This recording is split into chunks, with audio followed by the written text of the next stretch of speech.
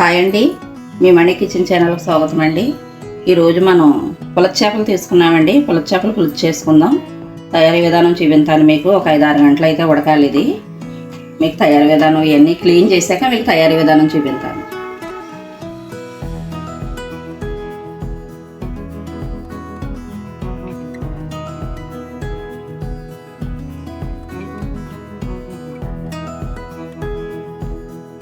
చూడండి, 2 పులసలు తీసుకున్నాం కదా పులస చేపలు. మనం 2 పులస చేపల్లోకి కొలతలండి ఈ మసాలాలు. జీలకర్ర ఎక్కువ తీసుకోవాలి, ధనియాలు ఎక్కువ తీసుకోవాలి.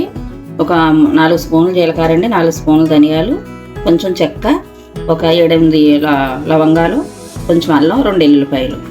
కొన్ని మెంతులు వేయించుకోవాలండి. ఇలాగా ఒక స్పూన్ పైన మెంతులు వేయించుకున్నాను. ఇవి కూడా వేసి మసాలా పట్టేసుకుంది. తయారీ విధానం మీకు తర్వాత చూపించాను. ముందుగా మసాలా పట్టుకుంది. చూడండి, 2 పులసలు తీసుకున్నాం కదా. 2 పులసలలోకి కొలతలండి ఇవి. ఇంకా కొత్తిమీర కొంచెం ముద్ద వేసుకోవాలి. పచ్చిమిరపకాయలు ఒక 15 కాయలు అలా వేసుకోవాలండి. పచ్చిమిరపకాయలు, బెండకాయలు ఒక 8 కాయలు తీసుకున్నాం.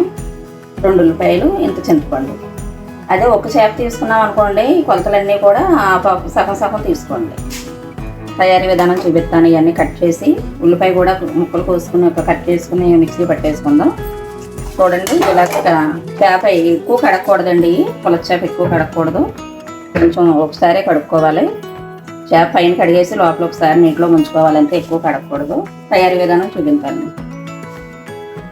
చూడండి, ఎంత ఎన్నపూస తీసుకున్నాం.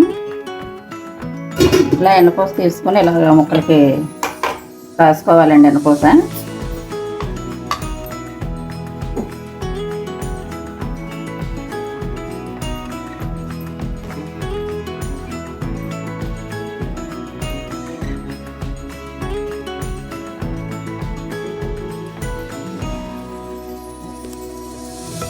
చూడండి, ఇలా ఎన్నకోస రాసుకోవాలి ప్రతి ముక్కకి. బాగుంటుందండి పులస చేపల కూర ఇలా ఎన్నకోస రాసుకుంటే. ఇవన్నీ కట్ చేసి ఉల్లిపాయలు అవి కట్ చేసి మనం అప్పుడు మళ్ళీ కలిపి విధానం చూపించాను. ఒక 1/2 గంట ఇలా పక్కన పెట్టుకుందాం. ఎన్నకోస రాసుకుని మూత పెట్టుకుందాం. చూడండి, ఇలా ఎన్నకోస రాసి 1/2 గంట 20 నిమిషాలు ఉంచుకున్నాం కదా. ఇప్పుడు కలిపి విధానం చూపించాను. ముందుగా పసుపు వేసుకోండి. తర్వాత మసాలా పట్టేసుకున్నాం కదా, మసాలా వేసేసుకుందాం.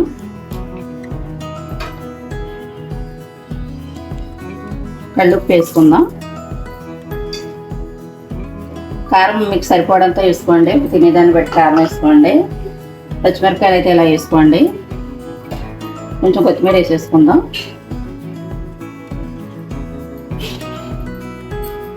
చూడండి, ఇలా కొంచెం నూనె పోసుకుందాం.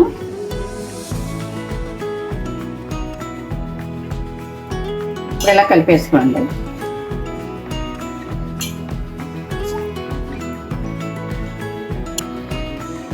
చూడండి, ఇలా కలిపేసుకున్నాం కదా. ఇప్పుడు చింతపండు పులుసు పోసేసుకుందాం.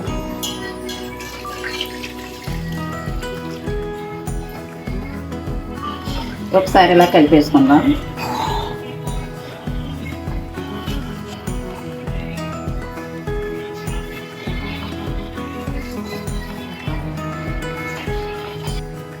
ఇలా పులుసు ఇలా పోసుకుంటే సరిపోద్దండి.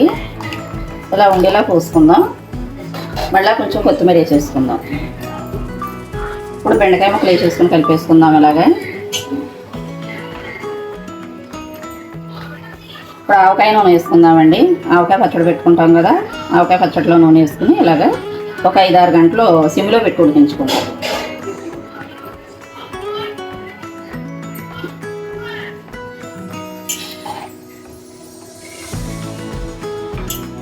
ఇప్పుడు మూత పెట్టుకుని పొయ్యి వెలిగించుకుందాం.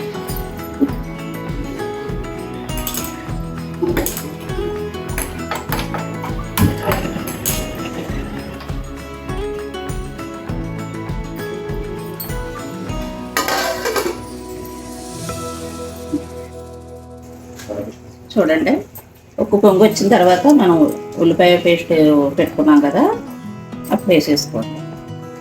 పులుసు పొంగు వచ్చిన తర్వాత వేసేసుకోండి.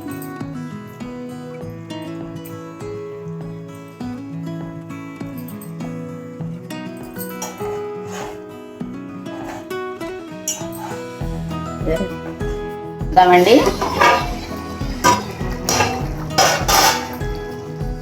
ఉడికిపోయిందండి పులుసు.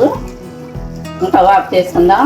అదే మామూలు పొయ్యి మీద అయితే పుల్లల పొయ్యి మీద అయితే 4-5 గంటలు ఉడికించుకోవాలండి. మనకి గ్యాస్ వేడి ఎక్కువ తగ్గుతుంది కాబట్టి 3 గంటలన్నర అలా ఉడికించుకుంటే సరిపోద్ది.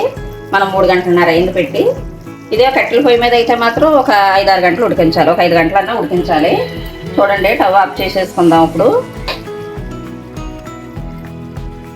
చూడండి, మన గోదావరి పులుసు రెడీ అయిపోయింది. చాలా బాగుంటుందండి. మీరు కూడా ఒకసారి ట్రై చేయండి. సంవత్సరానికి ఒకసారి వస్తుంది మనకి ఇది. ఈ వంట మీకు నచ్చితే లైక్ చేయండి, షేర్ చేయండి, సబ్స్క్రైబ్ చేసుకోండి, కామెంట్లో చెప్పండి. బాగా సపోర్ట్ చేయండి.